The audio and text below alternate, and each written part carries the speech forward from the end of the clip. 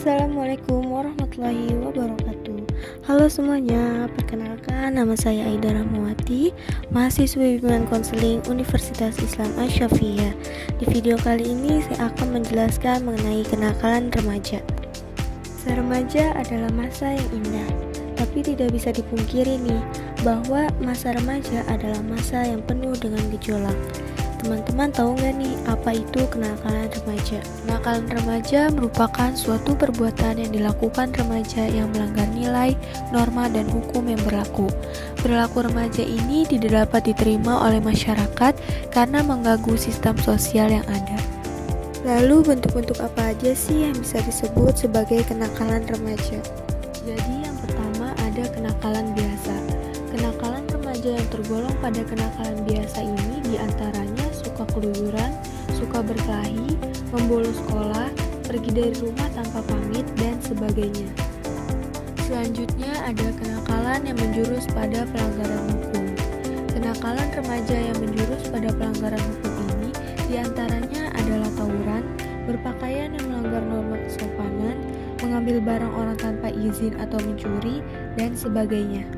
Dan yang terakhir ada kenakalan khusus. Kenakalan remaja yang tergolong kenakalan khusus ini diantaranya yaitu penyalahgunaan narkotika, minum minuman keras, hubungan seks di luar pernikahan atau seks bebas, ikut organisasi terlarang, dan sebagainya. Faktor apa aja sih yang menyebabkan kenakalan pada remaja? Jadi yang pertama adalah dari dalam diri remaja itu sendiri. Kenakalan remaja bisa terjadi karena dorongan dari dalam diri remaja itu sendiri. Hal ini disebabkan karena kontrol diri yang lemah dan kurangnya dasar iman pada diri remaja. Bisa jadi nih karena penanaman akidah dan agama yang kurang kuat dalam diri remaja tersebut, sehingga mereka mudah terpengaruh pada perbuatan negatif. Kurangnya dasar iman dalam diri remaja seringkali menjadi awal atau cikal bakal kenakalan remaja yang disponsori oleh diri sendiri. Remaja yang tidak bisa membedakan mana perbuatan yang baik dan mana perbuatan yang buruk pasti akan sangat mudah terkontaminasi pada kenakalan remaja. Begitupun remaja yang sudah bisa membedakan antara perbuatan baik dan perbuatan buruk, tapi dia tidak mampu mengontrol dirinya dalam bertingkah laku, juga akan ikut terpengaruh pada kenakalan remaja tersebut. Juga karena kurang kuatnya pendirian remaja dari pengaruh negatif, remaja yang masih labil masih mengikuti pengaruh teman-teman sebayanya yang nakal, padahal itu jelas membawa dampak negatif bagi dirinya sendiri. Hal ini disebabkan karena kurang kuatnya pendirian dalam diri remaja tersebut. Yang kedua ada lingkungan keluarga. Kenakalan remaja bisa terjadi karena lingkungan keluarga yang kurang mendukung. Biasanya dimulai ketika anak kurang mendapatkan perhatian dan kasih sayang dari orang tuanya. Perceraian orang tua, kehidupan keluarga yang tidak harmonis, perceraian orang tua sehingga membuat mereka menjadi anak yang broken home, yang kurang akan kasih sayang. Lemahnya kondisi ekonomi orang tua pun ikut mempengaruhi anak-anak untuk terjerumus dalam kenakalan remaja.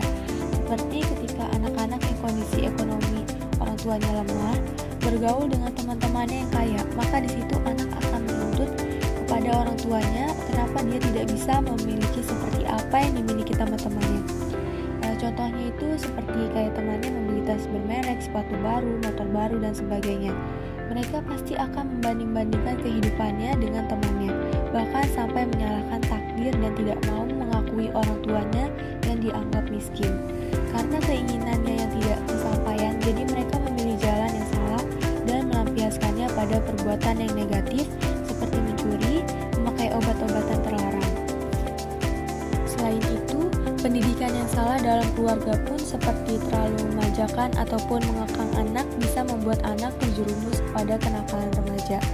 Ketika orang tua otoriter dalam keluarga, maka yang kita sebut sebagai kenakalan remaja itu pasti akan muncul. Dalam artian, anak-anak ingin memberontak. Contohnya itu ketika remaja tersebut dipaksa oleh orang tuanya untuk terus belajar di bidang akademis, bahkan sampai di les privatkan. Padahal sang anak gak mau terlalu menyukai pelajaran di bidang akademis karena dia merasakan bakatnya ada di seni musik. Tapi orang tuanya melarangnya untuk meneruskan bakatnya tersebut, yaitu di bidang seni musik. Karena terus didesak dan dipaksa oleh orang tuanya yang otoriter, bisa membuat anak menjadi memberontak dan mencari kesenangan di luar, bahkan seperti kabur dari rumah dan menggunakan obat-obatan terlarang. Sementara kalau orang tua yang terlalu pesimis atau terlalu memberikan kebebasan pada anak-anak, maka mereka malah akan mencari-cari perhatian dengan sengaja, bahkan dengan perbuatan negatif sekalipun, agar orang tuanya memperhatikan mereka.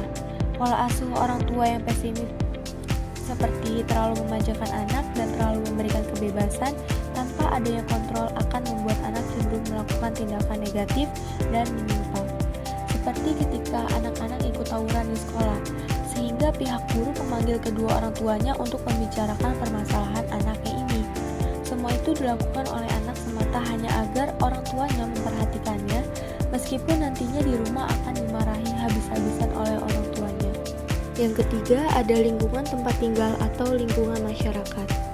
Faktor lingkungan juga sangat menentukan gimana perilaku seorang remaja. Misalkan lingkungan tempat tinggal seorang remaja bernuansa Islami, sering mengadakan pengajian banyak anak-anak hafiz Quran, maka bisa jadi remaja itu ikut terpengaruh dengan lingkungan Islami tersebut. Misalnya dia juga akan mengikuti acara pengajian. Kalau tidak demikian, setidaknya remaja itu pasti akan takut dan segan melakukan tindakan kejahatan di lingkungan tempat tinggalnya. Tapi jika seorang remaja bertempat tinggal di kawasan kejahatan seperti tempatnya sarang narkoba, geng motor, judi, tawuran, pasti remaja itu akan ikut terpengaruh sehingga dia ikut-ikutan melakukan tindakan kejahatan tersebut. Hal itu terjadi apabila dalam remaja tersebut tidak ditanamkan nilai-nilai agama dan norma-norma sehingga dia akan mudah terjerumus ke dalam lubang yang salah. Yang keempat, ada faktor pergaulan. Pergaulan ini bisa disebabkan karena teman sebayanya.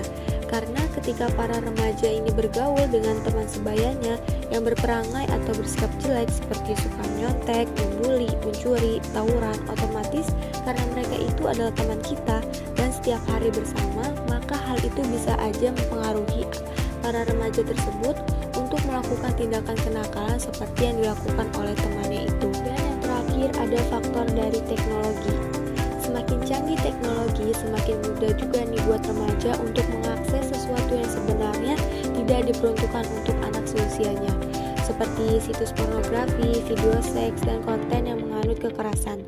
Teknologi berbahaya jika para remaja atau anak-anak juga menggunakan internet untuk mengakses konten-konten porno sehingga berujung pada perbuatan seks bebas. Jadi, dampak dari pengaruh teknologi itu informasi yang baik maupun yang buruk bisa dengan cepat dan mudah dikonsumsi oleh masyarakat. Oleh karena itu, kita harus bisa lebih selektif dalam memanfaatkan teknologi. Mana yang sekiranya membawa dampak baik bagi kita, begitupun sebaliknya, hindari teknologi yang sekiranya membawa pengaruh buruk bagi kita. Teman-teman tahu nggak nih apa itu dampak negatif dari kenakalan remaja? Jadi dampaknya itu, yang pertama ada bagi diri sendiri. Remaja yang melakukan kejahatan dapat berdampak pada fisik dan mental. Pada fisik misalnya kayak luka-luka, patah, terserang penyakit, ataupun meninggal.